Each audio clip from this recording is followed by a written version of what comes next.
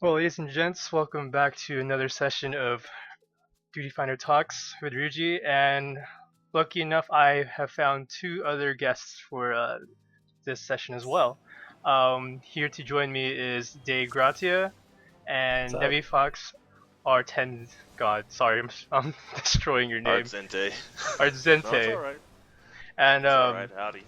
I feel like I'm the topic for this run is it was Debbie's suggestion, so go ahead and tell the viewers what we're going to talk about today. My suggestion was what jobs in Final Fantasy XIV are you personally looking forward to? And when I say you, I mean like the listeners or anybody in general. And I was really excited to actually talk about that because we all know that the next current one that's pretty much confirmed that's going to come in the coming patch is Ninja. And just to start things off, like, what are you guys' initial impressions and feelings about having Ninja being the next new job for this game? Well, Just from well, Go ahead, either yeah, of you. first. I was gonna say that I was kind of interested in the fact that, unlike Final Fantasy XI, which like I'm a what? How many years has that been out now? Like 12 years. I've been playing it since like the North American launch when it came out in 2003. But anyway, I think it's interesting how in this game they finally made it into a DPS job like they always had initially intended. Yep. Because back in 11, um, Ninja being the tank job was kind of an accident. Like they didn't really intend for that to happen. But looking at the trailer for Ninja, I think it looks like a really, really technical job. Like a lot of like moving around and fancy footwork, like how Monk works in 14. I'm not particularly fond of those kind of jobs, but I don't Good know. job, Dave. Yeah, you brought up a good point. I do remember in Final Fantasy XI, the intention was never for it to be a tank job. It was supposed to be a hybrid job, you know. Um, so, Dave, what are your initial thoughts? I know you were about to start your thought. What were you about to say before I go I with was mine? actually watching one of the videos that they posted on YouTube. I remember it was like a not even like a minute video. It was like probably 30 seconds. And yeah, kind of like what Debbie said. They're very technical. It seems like there's a lot of jumping around, but it seems really cool. I'm kind of glad they're putting another DPS that uses dexterity because arch or bards are the only one really using that. So they're kind of branching off, which is kind of nice. Was for some reason a lot of the community still feels like it's going to be a strength job. Is it confirmed already that it's going to use Dex as a primary stat? I don't know if it's completely confirmed. I know at first everybody thought it was strength, and I think they said it was strength, but then they're like, oh wait, no, I think we're gonna make it a dex instead. So I guess it's kind That of like honestly doesn't half make and half at sense. the moment. Yeah, if you happen to make Ninja a strength stat, first of all, it makes more sense that agility slash dexterity would kind of coincide with the ninja versus also at the same time, if you already look, there's already two jobs that share a loot table with with the primary stat strength. If you add that, it's just imbalanced. You know what I mean? It's gonna be such a hard thing to get uh, the proper gear for your job because you're competing with more people, whereas Bard will still only be the one person that uses Dex. So it just makes sense to go the Dex route. Yeah, I mean, like based on the archetype of like a ninja, agile, really fast characters, sneaky and shit. You would definitely expect them to be, dex based instead of strength based. The thing is with introducing a new, this is what my little issue is with like further introducing new jobs. You know how in the beginning Yoshi said he wants to basically go, he wants to balance it to the point where like no job will be excluded kind of thing. And the way they have things, that's why they initially removed the elemental wheel. They feel like if that was implemented, there would be some alienation of certain jobs, especially specifically black mage. If there is someone who's immune or resistant to fire, black mage is pretty much screwed, right? Um, but also at the same time, we're locked to this 8-person party system in terms of raids, and with how they streamline and water down a lot of the jobs, like for example, Bard just feels like a watered down hybrid of Ranger and Bard, the original class. Um, I just feel like if you put in more classes, eventually numbers are be put out, and they're uh, people are gonna start picking like the best of the best jobs, and sooner or later, you might find certain jobs be like not viable. Well, I wouldn't say not viable, but not preferred, and then people will start to like feel like they're getting left out because no one wants to utilize their job because let's say another job does it Yeah. better. That's what I'm I worried about. definitely feel that way. Because, like, I remember back when 14 first came out, and my FC, they took me in. Like, I was on a warrior at the time. That's what I was back in 11. That's what I am here, and that's what I am right now. So, like, I finally got to level 50. I got all the gear that they wanted me to get in order to do, like, binding calls of Bahamut. And it was like, oh, sorry, Debbie, we really, really need you to be on Paladin because Paladin is the better job for doing endgame stuff. And I was like, oh man. So within the span of a week, like in order to catch up really, really fast, I like round out my gladiator from level 15 all the way up to level 50 in the span of about 1 week. And finally, I they remember let that. me. Yeah, exactly. Yeah, you were there. And finally, maybe about a few months later, Yoshi P came out, since Yoshi P's favorite job is Warrior, and that's what you see him on in all the cutscenes, like when he releases new like trailer information. He didn't like the way that Warriors are pretty much getting the shaft, so he decided, hey, I'm gonna buff out Warriors, and I'm just gonna like tweak Paladins a little bit. So that kind of evened things out for the most part, which I'm pretty satisfied with. Definitely, yeah. All Well, the it's changes to funny, though. Warrior was nice. Go ahead, Jay. Well, I was gonna say it's funny because like when Warrior first came out, like everyone thought they were the worst, and it's Yoshi P said, "Hey, people just aren't learning to play Warrior correctly. If you played it Yeah. correctly, they wouldn't be so bad." So I think that's at the point where like everybody started doing like crazy setups with Warriors, trying to figure out what the best builds were. I think I was like just running a train on them for a while, going like strength builds, trying to find the best like non raid gear, just crafted stuff so I can figure out what to meld. I remember for like I guess there's this random like odd theory that people would started to when melding 70 gear was a big thing. People were trying to like put as much dex on their gear just because they thought it would make a difference in parry, which in the end, honestly, the difference was very moot.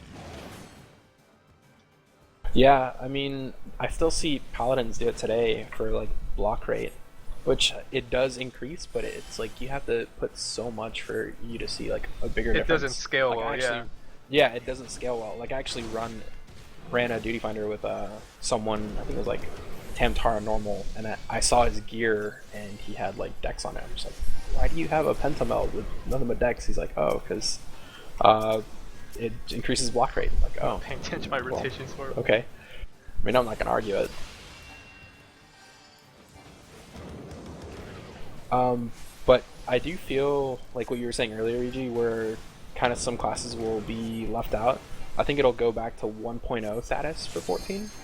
Because there was a point where it's like, hey, all we want are archers, because they can get all the same skills as everybody else, and they're going to be doing the most damage. Or there was a point where I think it was like nothing but black mages, because that's the best way to do Ifrit when it first came out. I mean, sure, I'm pretty sure Cannon. exactly, but I'm sure Ninja is gonna bring specific benefits to the table. Obviously, every job does, but it's so hard to. You're gonna have to like if they stay with this 8-man restrictive party setup, you're gonna eventually have to choose, pick or choose. I mean, you can't have everything unless they actually implement legitimate, like bigger raid content, not just this pseudo large raid thing through like duty finder. You know what I mean? Like Or like Crystal legit. Tower. Yeah, to me that's just I see what they're trying to do, but it's not the same big rating thing that some people want to have. I mean, there's pros and cons of it because I guess organizing such a thing nowadays is really hard with people's schedules nowadays. I guess it's hard. First, I guess a lot of people say big rating is a lot harder nowadays because everyone's lives is like it's just hard to organize that amount of people to raid. But honestly, it's not as bad as people think. But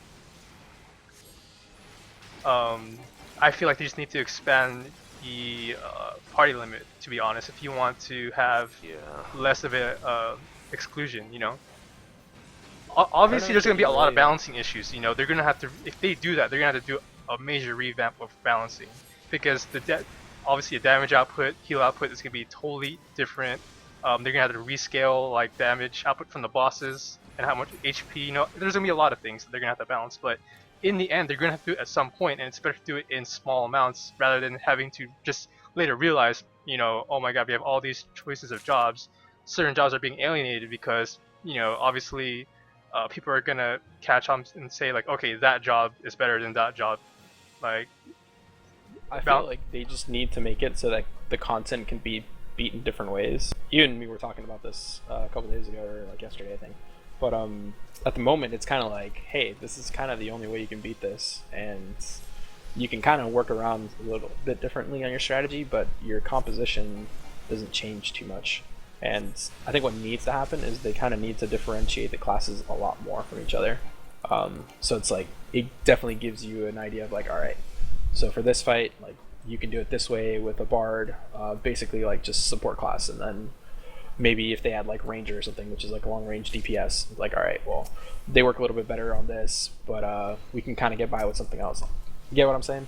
Yeah, I totally understand what you're saying with there, but what I was gonna say, there's this ongoing trend is that people are always trying. You can see it in the comps nowadays, like people are always trying to find a way to solo tank or solo heal it, just to fit, you know, more DPS in. It just seems like that is the only main thing that people are trying to do. It's like, hey, how can we increase our damage output? And also, obviously, the cheesy way is just to, you know, compensate with only having one tank having, you know, really good heals and just allowing another whole DPS slot to open up. Just because. I think the reason for that is just because, like, you take two tanks and you don't really gain anything from it. Like, there's no huge increase. If anything, it just splits the healing, and sometimes, you know, a lot of healers think that's harder, or it makes the DPS occasional slower. debuffs from a warrior, like with Storm's Eye and Storm's Path. I mean, it's nice, but it's not like a huge bonus because you could just take a single warrior tank for most of the things, except for like turn 9 at the moment. I mentioned something about this, and I think it goes along with what you're trying to say. I feel like the reason why you're able to do that is that the mechanics are a bit too forgivable, and it allows that margin of the allowance of margin of error is that big to the point where, like, yeah, this is solo tankable because technically, like Ramu X, people are starting to solo tank that because obviously they found a way around the heal debuff. They just have 3 scholars, or, you know, just multiple scholars, and they just, you know, they cycle their lustrates, and, you know, that's basically apparently people don't want to bother with the coordination between tanks because they feel that the easy way out is just, you know, lustrate bombing the tank, and I feel like that's a cheesy way out. You know what I mean? Kind of like the turn 2 and rage strat. And it's just too forgivable. I mean, if the mechanic was meant to be a tank swap, they should make it unforgivable to the point where, like, you can't do that. If you don't tank swap, that tank will die, and then it'll, you know, make how the fight was supposed to be intended to be. You know. Mm-hmm. I feel like they're kind of trying to go in that direction. Probably not so much with like the raids, but definitely with the dungeons, because it's like, what was it, the patch before this, everybody could speedrun everything, just skip a bunch of rooms and like pull everything. Yeah, and now it's like you can't hard. do anything. Yeah, you can't do anything unless you unlock certain parts first. Like, you have to open up certain areas and then you can go to the next one. You can't speedrun anything in like 10 minutes. Exactly. Like, remember how they fixed to Poor Keep, like to keep you from speed running to the first boss? Oh, sack pulling, like you can sack pull. You can do 2 sack pulls and finish that dungeon. I remember that. Yep. And then they added that barrier. It's like, nope. You have to beat it the old-fashioned way. I mean, you can still do like really giant sack pulls, but that was after people got overgeared and tanks can actually handle like 20 plus mobs on them. You know what I mean? Yeah. Mm-hmm. That's what. So, what are your thoughts too? Oh man, we're totally traveling to a different topic, but honestly, I guess, you know, I don't mind this. I mean, since we're on this topic, shit, I got caught into a bubble. Oh no. Fuck. Oh no. It's fine. Well, what was I gonna say? Mine's gonna pop, and I might die. I actually got pushed into one last time. I totally lost my train of thought now. You're saying while we were going down this road, there was something you wanted to bring up. Okay, in one of my earlier videos, I talked about how if you actually like sit back and think about a lot of mechanics of the fights in these lower dungeons, they're pretty clever and they're nice. But I think the thing that pulls it away, and people don't really realize, is that they're just a little too forgivable. That's why people don't really sit down and try to learn these mechanics, because you don't need to. You could just basically burn through it, just muscle it through with more heals and more damage. Yeah. I think So a lot of the problem is, like, although you can muscle through it, it's because they're not putting out content that's like high enough for a lot of the overgeared people that are just like constantly pushing through this game. So it's like a lot of us go into these dungeons and we're like, oh, well, we're already I like 95, I 100, so we can easily just burn through it. But for someone that's like I 80 trying to do it, they probably won't be able to push through a lot of those. They actually have to do it legit. Yeah, I So you're saying we I need, see what like, you mean. Like what? Like instead of like Tamtura, Deepcroft, like normal and hard, we need like extreme and savage mode. Well, yeah, I mean they need to make it for they need to make a lot more content for the players that are like super geared. Because yeah, they put out like savage mode, but again, that probably a little bit too much. Like people weren't even completing turn 9 like sufficiently at that point. So it's like they need to find like a middle ground for things for these like top end players. But then one of my previous videos, there was also a person who's putting out fair points too, is that in the end this game is more geared towards I hate to use labels, but the more casual crowd, and in the end it's a business and they're going to cater to them because that's where a lot of their money is coming from, is the more mainstream, because obviously we know how our the MMO community has or player base has evolved, or this other guy said maybe devolve. It's just it's really hard for us who really like sometimes take this game seriously, or we just like, I don't know, who come from the older generation of MMOs where like things were a bit more challenging and required a bit more I would say maybe dedication to learn to play the game or something like that. I'm not sure if I'm putting it right, but I don't know if you guys know what I mean. I think so, yeah. I think probably the main reason why they made things like more casual now is because like for a lot of the older generation, like myself, like I remember playing like 11 for example and be like, all right, we're gonna go do Besieged or what is it, Einar, and like everything was like, all right, I'm cool, like I'm good to go, like all I have to do is just my homework for my college class tonight, and like we would go in and be cool. Then like I remember a few years later down the road, it'd be like, hey, you want to do Salvage or Einar, and it's like, hey dude, I just completed college, I'm getting married. And then next it would be like, hey dude, my wife is pregnant, she's having a kid. It's like they're catering to the more casual crowd now, because like all the hardcore gamers are like getting older and they're getting like married and going on with their lives, so they're trying to like hold on to that audience. At least that's how I think that they're trying to go about business. I don't know if it's so much that, it's just that in general, like the population. And it's just people's lifestyle nowadays. Yeah, people's lifestyle. It's just casual in general. No one's really hardcore anything. It's just so easy to pick something up. I mean, I guess that's why like you can see so many portable systems. It's like, hey, I'm gonna go out. Sure, let me take a DS. Oh, I got my phone. Yeah, let me go ahead and play on that. Hey, I was on Facebook like 5 minutes ago. Cool. Well, I can get on Facebook real quick on my phone. Just check an update. Like it's just something easy to pick up and go with. It's not something that's gonna waste all your time. Yeah, pretty much.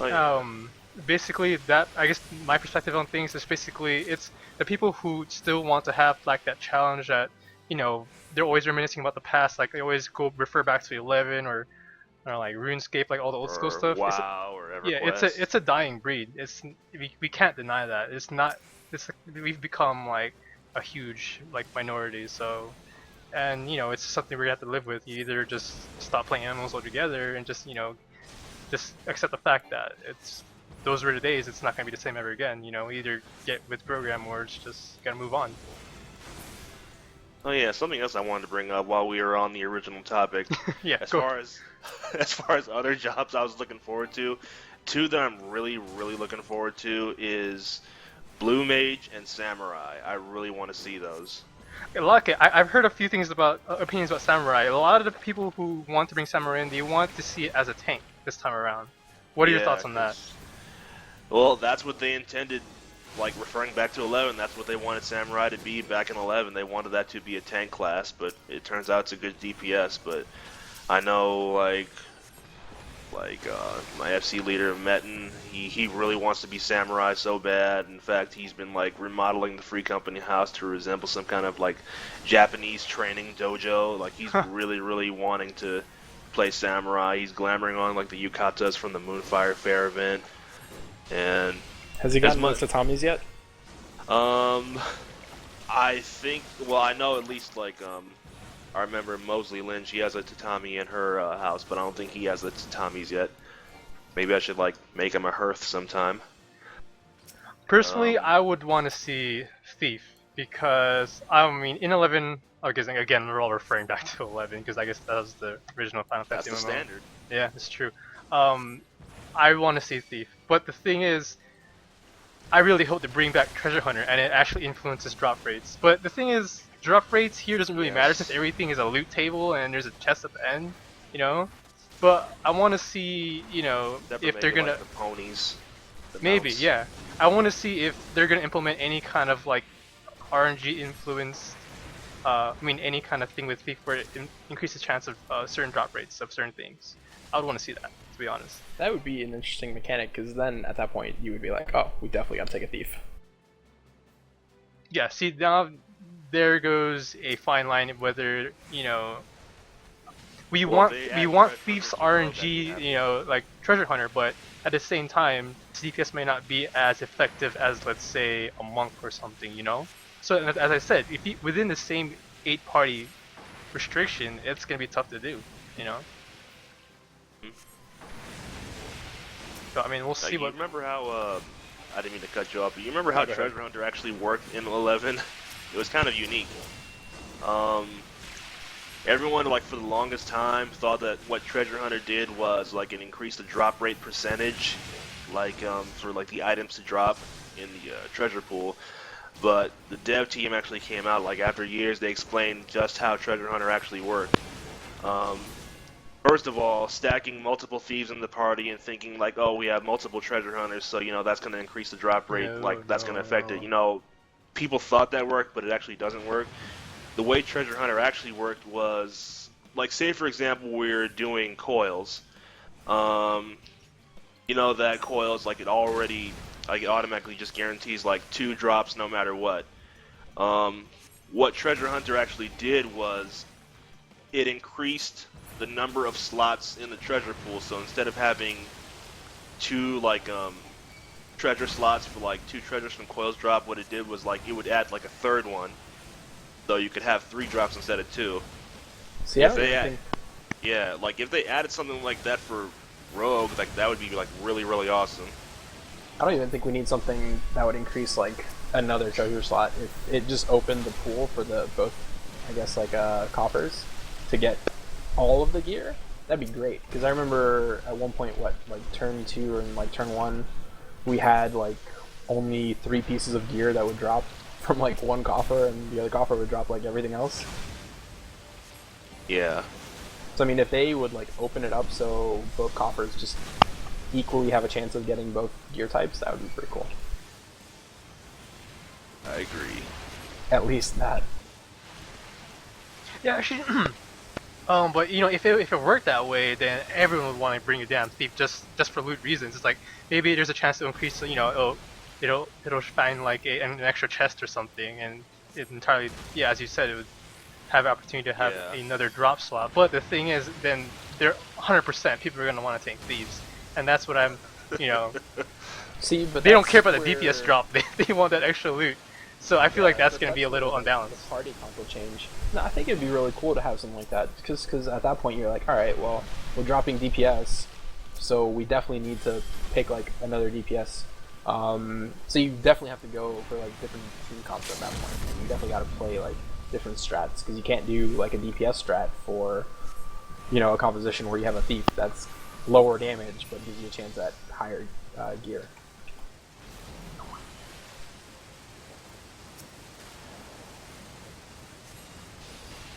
That'll be. I don't know if they do introduce a thief Like, I type doubt there'll be class. something like that. I think well, okay. What are your what are you guys before we're almost obviously we're almost done. Like, what is your most realistic expectation on which job will come next after ninja? Well, Musketeer. yeah, because I'm still waiting on that gunner class that they're talking about. But what intrigues me is Yoshi P was talking about, oh, we're coming out with a gunner class, but it's not going to be what you think. Interesting. So what is it? Is it going to be like everyone's thinking, oh, that's going to be the healer class? Just watch. They already announced ninja as the DPS. Watch, the gunner class is going to be the healer class, and you're going to be able to like shoot cures at people or something. Like kind of like the. I don't know if you ever seen anything from what should we call it? From I'm drawing a blank. Wildstar. Have you noticed the medic how it heals in that game? Yeah. Might be something similar to that, but then that would be. I guess yeah, it would be a decent yeah, to go healer slot for that job. It wouldn't make sense. I mean, typically it wouldn't make sense, but if I mean, you're it saying would make sense in this kind of game, but I don't know. like a spell slinger that slings out heals or something, you mean? Yeah. Exactly, pretty much.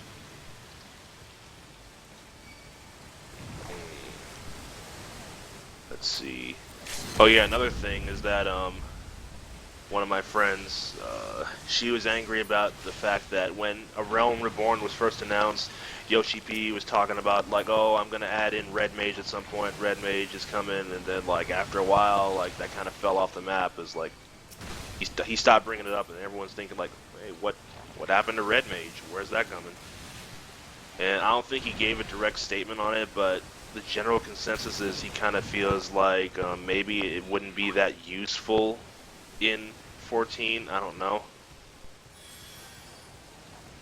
Because I feel if you notice, Black Mage shares some abilities like what Red Mage has, and it's just if you implement Red Mage, it's just kind of will be a rendition of a a mashup of that's what essentially what it is. It's a mashup of Black Mage and White Mage, but I feel like they feel like it's gonna be it won't be something different. It'll just be the same of a certain class. It'd be really hard to balance that. I think it's the main issue, is just the balancing factor of it. Yeah. Because this game, I mean, the battle system is very streamlined in terms of like roles and what each job does. So it's very general too. So it's very hard. They're gonna have to start going with specific type of like benefits from each job in order to make each of them viable in a certain way. But as I said, I mean, they're gonna have to increase party size too, and doing a lot of revamping of like how the system works in terms of damage output, healing output, and stuff like that. That's going to be definitely interesting to see. Well, unfortunately, we are at the end of the dungeon. I just want to give a big thank you to Devifoxx and Dave for joining me tonight for this session of Duty Talks. Later on I'm going to export this to YouTube, so feel free to comment. I want to know, I'm interested to know what you guys think of what we talked about today, and what job do you guys want to see, and how you think they're going to implement it. Any final thoughts? Any final says, Day and Devi, before we sign out? I want Samurai and I want Blue Mage. Enough said. Definitely want that two-hand damage dealer. So, Samurai it is. I don't know. This might be a tank. Maybe Dark Knight might be the thing for you. Dark But anyways, pretty cool. see you guys later next time. All right, take care, folks.